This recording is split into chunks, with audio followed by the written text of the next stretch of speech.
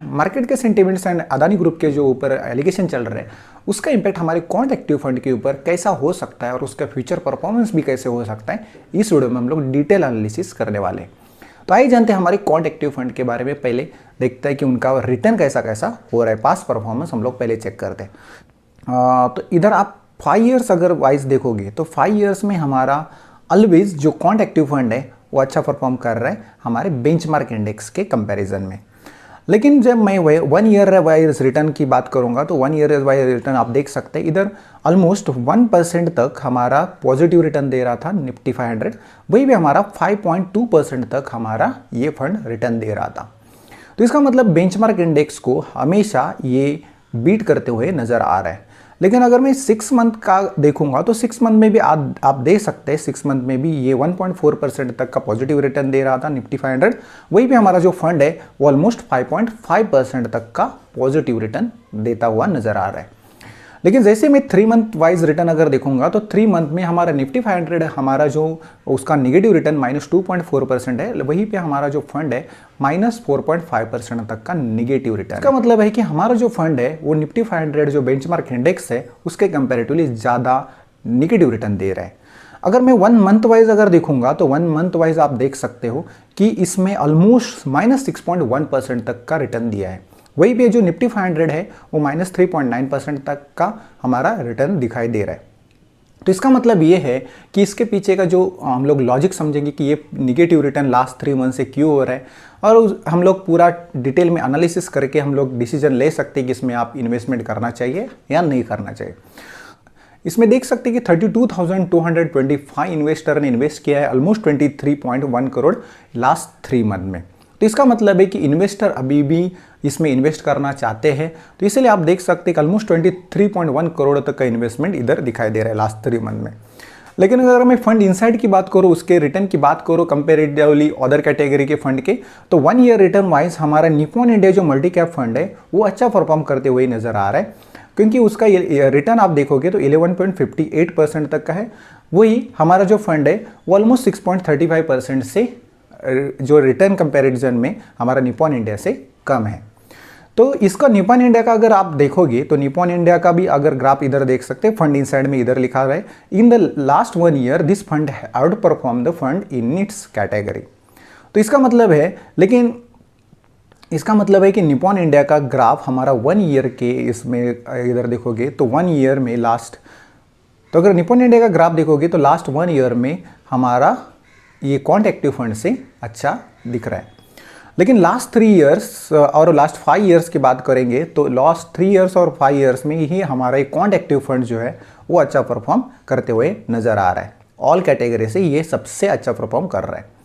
लेकिन अगर pros and cons की बात करो, प्रोज एंड कॉन्स में देखोगे तो ये हमारा कंसिस्टेंट रिटर्न दे रहा है। कंसिस्टेंट रिटर्न्स के बारे में क्वांट एक्टिव फंड अच्छा है और कंसिस्टेंटली बीट्स कर रहे हैं बेंचमार्क इंडेक्स को। अगर मैं 3 मंथ का पीरियड छोड़ दूं तो हमेशा ये बीट करते हुए नज़र आ रहा है। और ये लोअर प्रोबेबिलिटी रिस्क के बारे में अगर देखा गया तो इसमें डाउनवर्ड ट्रेंड का जो रिस्क है वो लो है, तो इसका probability of getting low return is very low. So इसमें कॉन्स की बात करेंगे तो कॉन्स ऐसा कुछ नहीं है, क्योंकि लास्ट 3 मंथ का डेटा अगर आप इग्नोर करोगे तो हमेशा ही आपका ये फंड अच्छा ही परफॉर्म कर रहा था, तो अभी तक कॉन्स इसमें कुछ नहीं है। तो ये फंड परफॉर्मेंस आप देख सकते हैं इधर पूरे बेंचमार्क इंडेक्स अगर देखोगे फ्रॉम लास्ट 5 ईयर्स, और हमारे जो ये फंड है हमारा दिस फंड का जो रिटर्न है वो हमेशा 6 मंथ तक, ये 1 ईयर तक या 6 मंथ तक हम लोग को दिख रहा है कि ये हमारा बेंचमार्क इंडेक्स को बीट कर रहा है। लेकिन ये जो 3 मंथ और 1 मंथ के पीरियड में ये थोड़ा बहुत नेगेटिव दिखाई दे रहा है। इसके पीछे का हम लोग एनालिसिस करेंगे, लेकिन उसके पहले हम लोग देखते हैं कि इसका एक्सपेंस रेशो कैसे कैसे है। तो एक्सपेंस रेशो में देखोगे तो 0.58% तक का एक्सपेंस रेशो सबसे लोएस्ट है। ये अच्छा है हमारे इन्वेस्टर के लिए, क्योंकि एक्सपेंस रेशो हमारा अगर लोएस्ट है तो हमारे लिए थोड़ा बेहतर रहता है, क्योंकि एनुअली ये हमारा डिडक्शन होने वाला रहता है हमारे इन्वेस्टमेंट से। तो एयूएम के अगर बात करेंगे तो एयूएम ऑलमोस्ट 3,480 करोड़ का दिख रहा है, और लमसम के और एसआईपी की बात करेंगे तो लमसम हमारा 5,000 से कर सकते हैं मिनिमम, और 1,000 से एसआईपी स्टार्ट कर सकते हैं। एग्जिट लोड इधर देख सकते हैं, एग्जिट लोड कोई भी नहीं है अपने इधर, और लॉक इन पीरियड तो कुछ भी इधर नहीं दिखाई दे रहा है। अगर मैं 10,000 एसआईपी करता हूँ 3 ईयर्स के लिए तो हमारा इन्वेस्टमेंट, टोटल इन्वेस्टमेंट हो सकता है 3.99 लाख का, और हमारा जो रिटर्न लाने का जो प्रोबेबिलिटी है इस फंड ने वो 5.97 लाख का तक है। तो इसका मतलब हमारा जो मनी है वो ऑलमोस्ट डबल होता है 3 इयर्स में। लेकिन अगर जब 5 इयर्स में देखोगे तो 5 इयर्स में हमारा इन्वेस्टमेंट होने वाला है 7.13 लाख का, वहीं पे हमारा रिटर्न देखोगे तो ऑलमोस्ट 12.7 लाख तक का मिल सकता है। तो अगर इधर फंड डिस्ट्रीब्यूशन की बात करेंगे तो this is very important point, क्योंकि इसके ऊपर ही हमारा पूरा फ्यूचर परफॉर्मेंस डिपेंड करने वाला है, फंड डिस्ट्रीब्यूशन एंड हमारा फंड एलोकेशन के बारे में। Fund distribution and fund allocation is the very important point in this quant active fund because all the things are depends on these two category only. तो देखते हैं fund distribution. तो fund distribution में आप देख सकते हैं इक्विटी में ऑलमोस्ट 99.2% तक का स्टेक है, और डेप्ट और कैश में 0.8% तक का हमारा स्टेक है।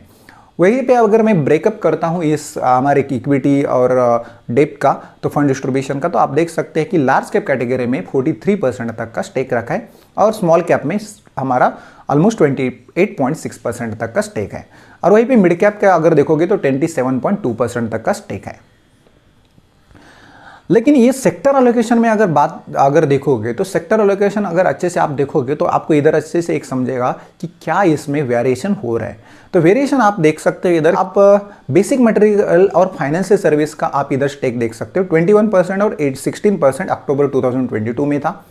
लेकिन अगर मैं नवंबर में आ जाता हूं तो नवंबर में आपको इधर पता चल रहा है कि फाइनेंशियल सर्विसेज का जो स्टेक था वो थोड़ा बढ़ाया है 20.5, और बेसिक मटेरियल का भी 21.2 तक हमारा स्टेक रखा है। लेकिन जैसे मैं दिसंबर 2022 में आता हूँ लास्ट क्वार्टर में, तो आपको इधर दिख रहा है कि ऑलमोस्ट फाइनेंशियल सर्विसेज में 24.1% तक का स्टेक रखा है, और बेसिक मटेरियल में जो इन्वेस्टमेंट हो रहा है वो ऑलमोस्ट 20.5% तक का है। इसका मतलब हमारा जो अक्टूबर टू दिसंबर तक का जो पीरियड है वो ज़्यादा करके फाइनेंशियल सर्विसेज में इन्वेस्टमेंट ज़्यादा हो रहा है। हमारा बेसिक मटेरियल में ज़्यादा हो रहा था हमारा नवंबर 2022 तक, लेकिन अभी बेसिक मटेरियल में जो इन्वेस्टमेंट हो रहा है वो थोड़ा कम होते जा रहा है। तो इधर ज़्यादा करके फोकस है फाइनेंशियल सर्विसेज के ऊपर। अगर मैं होल्डिंग की बात करूंगा तो होल्डिंग में आप देख सकते हैं कि सबसे ज़्यादा वेटेज दिया है आईटीसी लिमिटेड का। लेकिन आप इधर देख सकते हैं आईटीसी लिमिटेड का भी जो स्टेक है वो थोड़ा कम करते हुए नज़र आ रहा है। वो मैं आपको दिखा दूंगा कि आईटीसी लिमिटेड का जो 8.27% जो स्टेक दिख रहा है वो पहले ज़्यादा था। तो इधर पहले हम लोग एनालिसिस करते हैं कि जो टॉप होल्डिंग स्टॉक्स है वो कौन से उन्होंने रखा है। तो आईटीसी हमारा इधर जो दिख रहा है 8.27% तक का वेटेज है, लेकिन 1 मंथ चेंज में हमारा कोई भी इधर चेंज नहीं दिखा रहेगा। 1 मंथ चेंज में आपका 0% दिख रहा है। इसमें इसका मतलब इसमें कोई ज़्यादा इन्वेस्टमेंट नहीं किया, या फिर कोई भी हमारा इन्वेस्टमेंट निकाला नहीं है। लेकिन अगर मैं अंबुजा सीमेंट की बात करूंगा तो अंबुजा सीमेंट आप देख सकते हैं 6.77% तक का वेटेज था, वहीं पे हमारा 1 मंथ चेंज में -9.3% तक का हमारा इन्वेस्टमेंट निकाला हुआ है। सो देयर इज चेंज जो हुआ है वो अंबुजा सीमेंट में वो थोड़ा नेगेटिव हुआ है। तो इसका मतलब जो हमारा क्वांट एक्टिव फंड है वो अंबुजा सीमेंट को जो इन्वेस्टमेंट के तौर पे देख रहा था उसको थोड़ा बहुत अभी भरोसा कम हो गया है।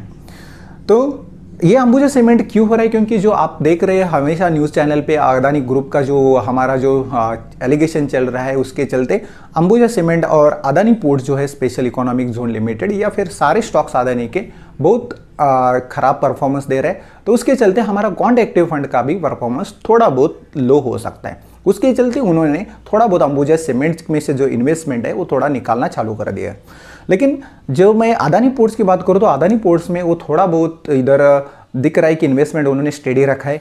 तो नेक्स्ट 1 और 2 वीक्स में आपको पता चलेगा कि अंबुजा सीमेंट और अदानी पोर्ट्स में ये क्वांट एक्टिव फंड कैसे इन्वेस्टमेंट करता है। अभी तो फिलहाल चल रहा है ये -9.3% और इसमें कोई चेंज नहीं दिख रहा है। लेकिन स्टेट बैंक ऑफ इंडिया अगर देखोगे तो स्टेट बैंक इंडिया में 6.6% तक का पॉजिटिव इन्वेस्टमेंट किया है, मतलब इसमें थोड़ा स्टेक बढ़ा दिया है। लेकिन आप देखोगे इसमें ऐसे भी स्टॉक्स है जिसमें 100% हमारा इन्वेस्टमेंट हुआ है, और ऐसे भी स्टॉक्स है जिसका 80% से मोर देन हमारा इन्वेस्टमेंट हुआ है। आप इधर देख सकते हैं रिलायंस इंडस्ट्री में भी जो हमारा वेटेज था 2.24%, वो 1 मंथ चेंज में 1.6% तक हमारा इधर पॉजिटिव दिख रहा है, मतलब इधर थोड़ा इन्वेस्टमेंट उन्होंने किया है। लेकिन अगर बैंक ऑफ बड़ौदा की बात करो तो बैंक ऑफ बड़ौदा में भी ज़्यादा करके इन्वेस्टमेंट हो रहा है, 56.3% तक का इन्वेस्टमेंट इधर दिखाई दे रहा है। लेकिन एचडीएफसी बैंक अगर देखोगे तो एचडीएफसी बैंक में भी ऑलमोस्ट 85.3% तक का इन्वेस्टमेंट हुआ है, परसेंटेज चेंज लास्ट 1 मंथ से। तो इसका मतलब जो क्वांट एक्टिव फंड है ज़्यादा करके एचडीएफसी को फोकस कर रहा है। आरबीएल बैंक में भी आप देख सकते हैं, आरबीएल बैंक में 17.4% तक का पॉजिटिव इन्वेस्टमेंट हुआ है। अगर मैं नेगेटिव अगर देखा गया तो नेगेटिव क्राइसिल लिमिटेड, जो क्राइसिल लिमिटेड है उसमें से भी थोड़ा थोड़ा स्टेक निकाल रहे हैं, -3.5% तक दिख रहा है लास्ट 1 मंथ से। और सबसे अगर देखा गया तो मैक्रोटेक डेवलपर लिमिटेड, उसमें 100% हमारा इन्वेस्टमेंट लास्ट 1 मंथ में हुआ है। तो 1.34% तक का वेटेज उन्होंने रखा है, तो उन्होंने ज़्यादा करके इन्वेस्टमेंट इधर किया है। वैसे अगर मैं 100% की बात करूंगा तो 100% में LIC भी है, LIC में भी 100% किया है, उसमें उसका वेटेज 1.03% तक का उन्होंने रखा है अभी तक। जिंदाल स्टील में भी देख सकते हैं, जिंदाल स्टील में 100% तक का उन्होंने वापस इन्वेस्टमेंट किया है, तो उसका वेटेज अगर देखोगे तो बहुत कम है, 0.89% है। केमिकल, उसके बाद अगर आर्चन केमिकल इंडस्ट्री का देखोगे तो 11.6% तक का पॉजिटिव इन्वेस्टमेंट हुआ है। पॉजिटिव इन्वेस्टमेंट मतलब 1 मंथ चेंज में पॉजिटिव इन्वेस्टमेंट उन्होंने किया है। तो ऑलमोस्ट 0.57% तक का स्टेक है, बहुत लो है, लेकिन उन्होंने थोड़ा बहुत इसके ऊपर रिलाई किया है। और लास्ट में विप्रो अगर देखोगे तो विप्रो लिमिटेड के ऊपर भी उन्होंने भरोसा जाता है कि विप्रो लिमिटेड भी 0.27% तक का हमारा वेटेज दिखाई दे रहा है, और हमारे लास्ट 1 मंथ में 100% तक का चेंज किया है। सारे स्टॉक्स को अगर देखोगे तो इधर आपको ये समझ में आ रहा है कि जो इन्वेस्टमेंट हो रहा है वो सिर्फ बाकी के स्टॉक में हो रहा है, और हमारे 2 स्टॉक्स ऐसे हैं जिसमें आपको थोड़ा बहुत 1 मंथ चेंज नेगेटिव दिखा रहा है। एक है हमारा अंबुजा सीमेंट और दूसरा है हमारा क्राइसिल लिमिटेड। तो इस जो क्वांट फंड है वो हमारे अंबुजा सीमेंट और क्राइसिल लिमिटेड के ऊपर ज़्यादा भरोसा नहीं कर रहा है, क्योंकि वो 1 मंथ चेंज में उन्होंने नेगेटिव इन्वेस्टमेंट किया है। इसका मतलब वो इन्वेस्टमेंट निकाल रहे हैं। अगर नेक्स्ट परफॉर्मेंस देखेंगे तो आप इधर देख सकते हो AUM में कोई भी चेंज नहीं आया। तो हमारे अक्टूबर 2022 से दिसंबर 2022 तक हमारा कोई भी इसमें इन्वेस्टमेंट में चेंज नहीं आया, AUM सेम है। हमारा अक्टूबर 2022 से दिसंबर 2022 तक का अगर रिटर्न देखोगे तो ऑलवेज ये बेंचमार्क इंडेक्स हमारा अक्टूबर 2022 में अच्छा परफॉर्म कर रहा था।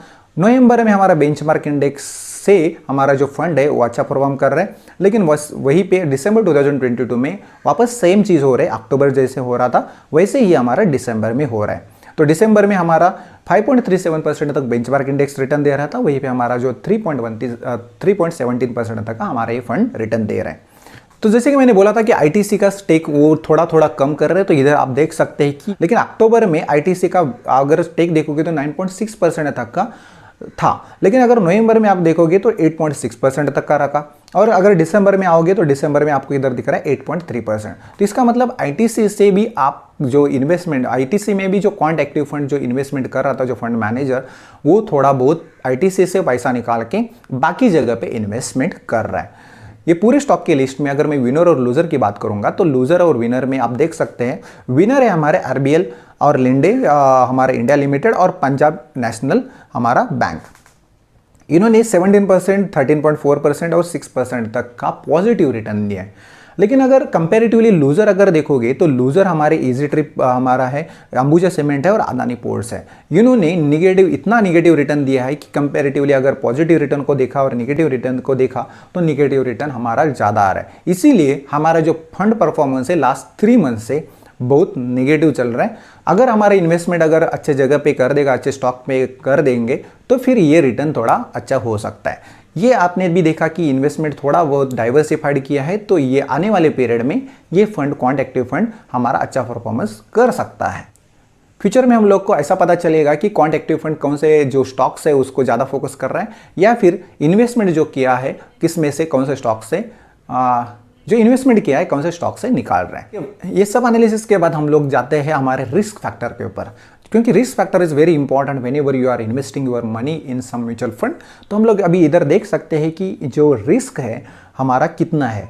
जैसे इधर आप देख सकते हैं कि इक्विटी मल्टी कैप हमारा कैटेगरी फंड है, और ये हमारा क्वांट एक्टिव फंड डायरेक्टरी ये हमारा ये फंड है। तो अगर मैं मीन की बात करूँ, मीन हमारा रिटर्न की, तो 21.57% तक का हमारा रिटर्न है, और हमारा क्वांट डायरेक्टरी का 34.86% तक का मीन रिटर्न है। Mean means average return. आप कैटेगरी फंड से हमारा जो क्वांट एक्टिव फंड है वो अच्छा परफॉर्मेंस करते हुए नजर आ रहा है, क्योंकि हमारा एवरेज जो रिटर्न है वो 34.86 है, वो कंपैरेटिवली ज़्यादा है हमारे कैटेगरी फंड से। स्टैंडर्ड डेविएशन का वैल्यू अगर देखोगे तो स्टैंडर्ड डेविएशन में 23.56 है हमारा कैटेगरी का एवरेज, और हम लोग इधर देख सकते हैं स्टैंडर्ड डेविएशन हमारे एक क्वांट एक्टिव फंड का कितना है 24.00% तक। तो इसका मतलब स्टैंडर्ड डेविएशन हमारा 22-25% तक का है, तो कोई प्रॉब्लम नहीं है, ये अभी तक ठीक ठाक चल रहा है। लेकिन अगर शार्प रेशो हम लोग को बताता है कि डाउनवर्ड एंड अपवर्ड ट्रेंड में हमारा ये कैसे प्रोटेक्शन दे रहे हैं। तो कैटेगरी एवरेज अगर देखोगे तो कैटेगरी का 0.76, अगर कैटेगरी में देखोगे तो कैटेगरी में हमारा जो क्वांट एक्टिव फंड का शार्प रेशो 1.30 का है और हमारा जो कैटेगरी का है 0.76% का है। तो इसका मतलब हमारा शार्प रेशो अच्छा है अदर कैटेगरी के कंपैरिजन में। और हमारा जो शॉर्टेन रेशो है, डाउनवर्ड ट्रेंड में हमारा जो परफॉर्मेंस होगा या प्रोटेक्शन होगा वो कैसा है, इधर से पता चलेगा आपको शॉर्टेन रेशो से। तो शॉर्टेन रेशो 0.85% तक का कैटेगरी का है, वहीं पे हमारा 1.57% तक का हमारा ये फंड का है। तो यहीं पे अभी अगर देखोगे तो क्वांट एक्टिव फंड हमारा प्रोटेक्शन ज़्यादा दे रहा है कैटेगरी से। लेकिन अगर मैं बीटा के वैल्यू अगर देखोगे तो बीटा का 0.98% तक का इधर वैल्यू दिखाई दे रहा है कैटेगरी का, और हमारा 0.95% ये क्वांट एक्टिव डायरेक्टरी का है। तो इसको चलते अगर आप देखोगे तो ये ऑलमोस्ट 0.95 के ऊपर दिख रहा है वैल्यूज, तो ये थोड़ा वोलेटाइल है। तो जैसे जैसे मार्केट बिहेव करेगा वैसे वैसे हमारा ये फंड भी वोलेटाइल होगा। कैटेगरी का अल्फा अगर देखोगे तो 0.72 तक का है, और वहीं पे हमारा क्वांट एक्टिव फंड का अगर अल्फा देखोगे तो 16.54 है। इसका मुझे लगता है कि सबसे ज़्यादा हमारा जो अल्फा है वो क्वांट एक्टिव फंड का ही ये पूरे कैटेगरी में। अगर कैटेगरी 2.72% तक का रिटर्न देता है तो ये हमारा फंड 16.54% तक का रिटर्न देता है। तो अगर सारे रिस्क एनालिसिस और सारे फैक्टर को देखते हुए मुझे ऐसा लग रहा है कि क्वांट एक्टिव फंड अभी जो 3 मंथ का पीरियड चल रहा है वो उनके लिए थोड़ा खराब है, लेकिन आने वाले फ्यूचर में वो थोड़ा एडजस्टमेंट कर सकते हैं, स्टॉक में सिलेक्शन कर सकते हैं ऐसे जो उनको आगे जाके फ्यूचर में रिटर्न ज़्यादा दे सकते हैं। अभी आते हैं कंक्लूजन के ऊपर। तो कंक्लूजन मेरा ये रहेगा कि अदानी जो ग्रुप के ऊपर जो एलिगेशन चल रहा है, ये मार्केट का कंडीशन हमेशा ऐसा ही नहीं रहने वाला। जो अदानी ग्रुप के ऊपर है जो एलिगेशन लग रहे हैं और हमारे जो मार्केट का कंडीशन इधर दिख रहा है वो हमेशा ऐसा ही नहीं रहने वाला। तो अगर आप 5 ईयर्स और 7 ईयर्स के पीरियड में अगर इन्वेस्टमेंट करना चाहते हैं तो यही टाइम है आपको क्वांट एक्टिव फंड में इन्वेस्टमेंट करने का, क्योंकि आप जितना ज़्यादा इन्वेस्टमेंट करोगे इधर लमसम भी ले सकते हैं, इधर ऐसा भी कर सकते हैं, क्योंकि हम लोग को जो लोवेस्ट प्राइस पे जो वैल्यू मिल रहा है वो आगे जाके कभी नहीं मिल सकता। तो मेरा ये सजेशन है कि आप भी अपना एनालिसिस करो और उसके बाद अपना डिसीजन ले लो और उसमें आप इन्वेस्टमेंट कर सकते हैं। आई होप आपको ये वीडियो अच्छा लगा रहेगा। अगर वीडियो अच्छा लगा है तो please do like, share and subscribe this video. Thank you. We will see you in the next video.